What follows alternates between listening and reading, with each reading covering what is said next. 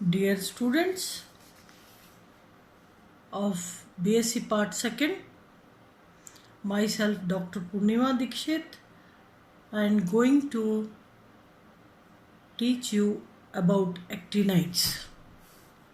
कल हमने लैंथेनाइड्स के बारे में पढ़ा था और आज एक्टिनाइड्स के बारे में पढ़ रहे हैं जो कि BSc पार्ट 2 में आपके कोर्स में है।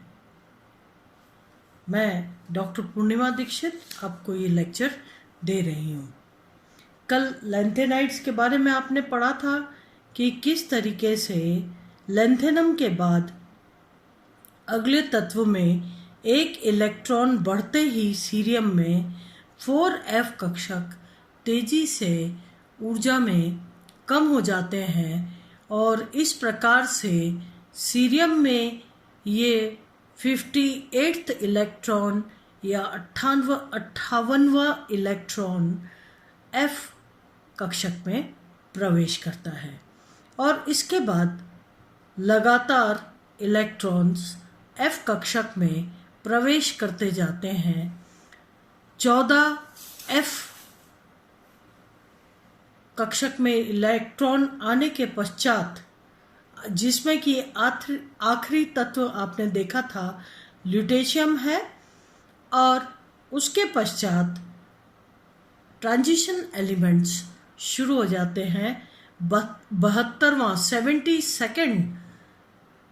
72वां जो इलेक्ट्रॉन है वो हैफनियम में आता है और इस प्रकार से वहाँ से ट्रांजिशन एलिमेंट्स की सीरीज शुरू हो जाती है, जबकि लैंथेनाइड्स जो हैं वो इनर ट्रांजिशन एलिमेंट्स कहलाते हैं। आज हम एक्टिनाइड्स के बारे में पढ़ेंगे, जहाँ लैंथेनम के पश्चात तृतीय और चतुर्थ ग्रुप में 14 लैंथेनाइड्स आते हैं। इसी प्रकार से लैंथेनियम के नीचे एक्टिनियम आता है। रेडॉन 86 जो कि छठे समूह का अंतिम सदस्य है। रेडॉन के बाद 5F समूह की भेदन क्षमता कम होने के कारण या ये ऊर्जा में धीरे धीरे कम होते हैं। रेडॉन जो है, रेडॉन 86 एक अक्रिय गैस है जहाँ पर P कक्षक पूर्ण रूप से भर जाते हैं और उससे अगला आने वाला जो एलिमेंट है उस समय तेजी के साथ F कक्षक ऊर्जा में कम होने लग जाते हैं और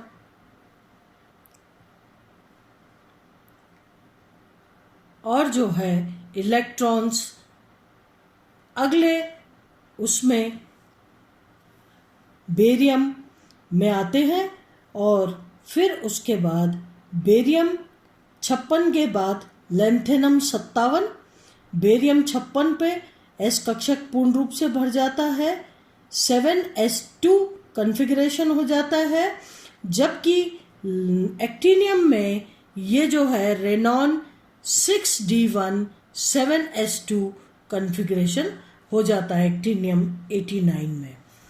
तो एक्टिनियम 89 के 6d कक्षक में प्रवेश करता है अगला इलेक्ट्रॉन, चूँकि ये एक ट्रांजिशन एलिमेंट है।